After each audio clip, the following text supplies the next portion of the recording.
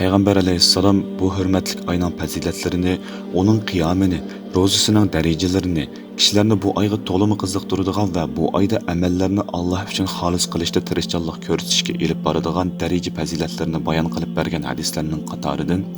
Birinci.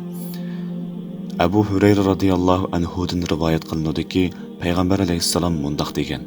Kimki Allah'ның va'dasiga ishongan va savob umid qilgan holda Ramazon ro'zasini tutsa, ilgirki gunohlari mag'firat qilinadi. Yana mundaq degan. Kimki Allah'ның va'dasiga ishongan va savob umid qilgan holda Ramazon kechasi tarovih o'qisa, u kishining ilgirki gunohlari mag'firat qilinadi. Yana mundaq degan. Kimki Allah'ның va'dasiga ishongan va savob umid qilgan holda Qadr kechasi tursa, uning ilgirki gunohlari mag'firat qilinadi. Ikkinchi, Sahil ibn Said radıyallahu anhu'dan rivayet kılınıyordu ki, Peygamber aleyhisselam bundaq degan. Cennetning 8 eshigi bor. Uning ichida Rayyan deb atiladigan bir eshik bo'lib, uningga faqat ro'za tutganlarla kiradi. Uchinchi, Abu Hurayra radıyallahu anhu'dan rivayet kılınıyordu ki, Peygamber aleyhisselam bundaq degan. Odam bolasining har bir yaxshi amalining ajri 10 hassadan 700 hassagacha ko'paytib beriladi. Allah Taala bundaq deydi. Lekin ro'za uning sirtida. Ro'za faqat men uchun bo'ladi. Uning ajrini o'zim beraman. U kishi mening roziligimni deb tamoqini va shahvatini tariq qiladi. Ro'za tutquchi uchun ikki xushallik bor. Biri iftor qilgan chog'dagi xushallik, yana biri u Rabbiga uchrashgan chog'dagi xushallik. Ro'za tutquchining og'zining purqi Allohning nazarida ipar purqidan muxshbiroqdir. 4. Abu Hurayra radıyallahu anhu'dan rivayet kılınıyordu ki, Peygamber aleyhisselam mundaq degan. Haqiqatan sizlarga barakatli bir oy yetib keldi. Alloh taolo sizlarga u oyning ro'zasini farz qildi. U oyda jannatning eshiklari ochilib, jahannamning eshiklari taqiladi va shaytonlarga kishan silinadi. U oyda ming oydan yaxshi bo'lgan bir kecha bor. Kimki uning yaxshiliklaridan mahrum qolsa, haqiqatan ko'p yaxshilikdan mahrum qolgan bo'ladi. Bu hürmetlik ayının faziletlerini ve bu ayda yaxshiliklarning hasilab ko'paydiganligini bayon qilib beradigan, shundaqla bu ayning vaqtlarini g'animat bilishga qiziqtiradigan hadislar nihoyat ko'p bo'lib, sanab tugatgili bo'lmaydi. Biz yuqorida ishorat qilib o'tgan hadislarda yaxshilikqa qiziquvchi uchun yetarli dalil paketlar bor. Öz qalbiga nasihat qilguvchi, nafsini paklashga tirishquchi, yaxshiliklarga oldirguvchi va jannatning oliy darajalarini talab qilishda rostchil bo'lguvchilarning hammasi bu maqsadlariga yetish uchun yangilarini intayin jiddiy turish bilan o'z nafsini tayyorlash kerak. Ondan Allohga yaqinlashtiradigan amallarni ko'p qilish bilan o'zini isloh qilishi, qalbini turli yaxshi amallar bilan nurlantirishi, go'zal axloq va ibodatlar bilan o'z nafsini adablik qilishi hamda mu'minlarning pok yo'lidan osiylarning razil yo'llariga yaqinlashib qolmasligi uchun nafsini kontrol qilish kerak. Shundaqla bu ishlarda himmati ojiz bo'lmasligi, a'zolari bo'shang bo'lmasligi, havoyi havasga ergashmasligi va Allohga qarshi xiyollarga jur'at qilmasligi kerak. Bu kunlar oxirlashishi yaqin bo'lgan faqat sanoqli kunlardir. Bu kunlarda uningda nijotlikka erishgan kishi nijotlikka erishadi va ziyon tortgan kishi ziyon tortadi. Bizning birimiz o'zining kelgusini, bugun oson bo'lgan narsa uchun toqati yetadigan, qodir, sog'lom va kuchli hayot holati topamdi yoki zamin va tuproqning bag'rida bo'lamdi, buni bilmaydi. Peygamber aleyhisselam bu hürmetlik ayının faziletlerini bilgenligi uchun onun faziletlerinin derecelerini ümmetiga tonutdi. Bu ayda aşkara ve mahbi halette hidayet yollarına başladı. Onu zaya qilibatgan hamda onunga sal qaragan kishilarning ziyon tortadiganligi va xor bo'ldiganligidan ogohlantirdi. Shunchalik fazilatli amallarda harakatlanmay, sustlik qilib o'ltirib olib, o'zini tarbiyalashga sal qaraganligi va yoki vaqt, kun va oy o'tib ketishga oz qolganda ondan oldirganligini aybladi. Shundaqla ularning taat ahli va sabr ahlining sharaf va yaxshilikka erishganligini ko'rib, Ya laytani kuntu ma'ahum fa afuza fawzan azima.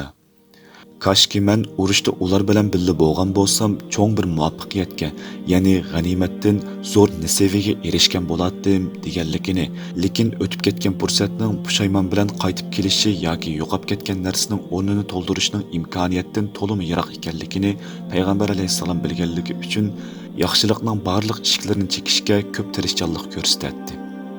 Musulmon o'zining oldidagi eshiklari ochilgan va sabablari oson bo'lgan barliq yaxshiliklarni qo'lga keltirishda tirishchanlik ko'rsatish kerak.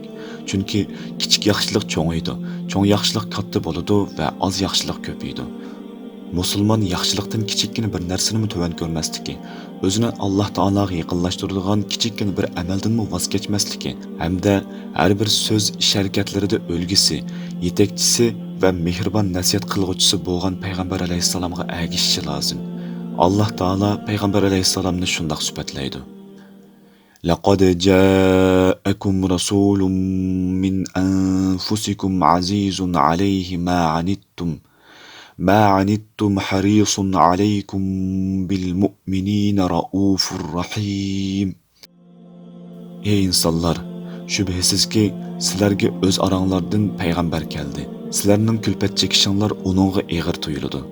U sizlarning hidoyat tepishinglarga herisdir, mu'minlarga omroqdir, nihoyat ko'yimchandir.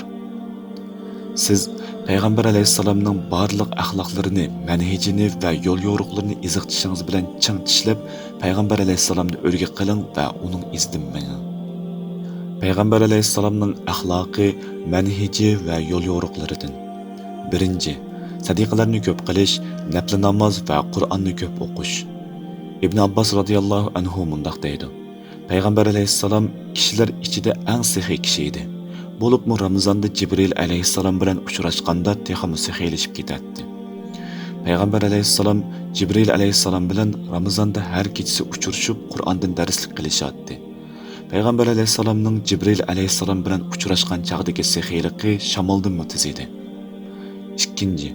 Ro'za tutquchilar erishgan ajrlarga barobar erishish uchun ro'za tutquchilarni qudratining yetishicha iftor qildirishga herisman bo'lish.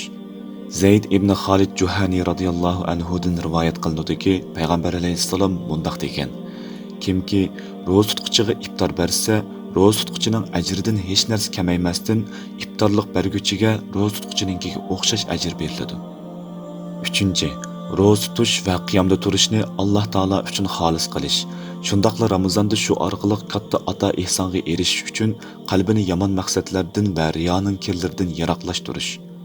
Katta ata ehson deganimiz yuqorqi hadislarda kelganidek ilgirki gunohlarning mag'firat qilinishidir. 4. Ramazon kechalari qiyomda turishda, bo'libmi Ramazonning oxirgi 10'ida va uningdagi 1000 oydan yaxshi bo'lgan kechada qiyomda turishda tirishchanlik ko'rsatish. Agah bo'linglarki, u bo'lsimi qadr kechasidir.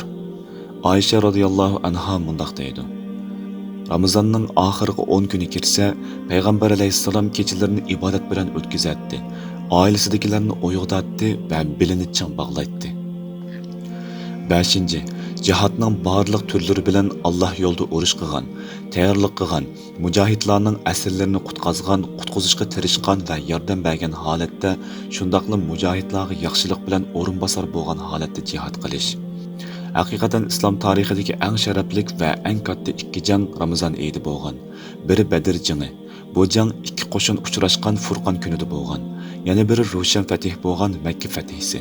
Bu Makka fatihisi bilan zamindagi eng buyuk makon shirik va mushriklarning najislaridan poklangan edi. Haqiqatan Ramazon oyida jihad qilishning ajri katta va buyuk bo'lganidek, jihad maydonida ro'za tutishning ajri nihoyat kattadir. Abu Said Xudri radhiyallohu anhudan rivoyat qilinadiki, payg'ambar alayhissalom mundaq degan: Kimki Alloh yo'lida bir kun ro'za tutsa, Alloh u bandani do'zaxdan 100 yil yiroq qiladi. Abu Umama radhiyallohu anhudan rivoyat qilinadiki, payg'ambar alayhissalom mundaq degan: Kimki Alloh yo'lida bir kun ro'za tutsa, Alloh uning bilan do'zaxning orliqini osmon zaminning kengligida yiroqlashtirib o'tadi. 6. Duoda tirishchanlik ko'rsatish hamda duoning ijobat bo'lish sabablaridan bo'lgan ixlosga ahamiyat berish.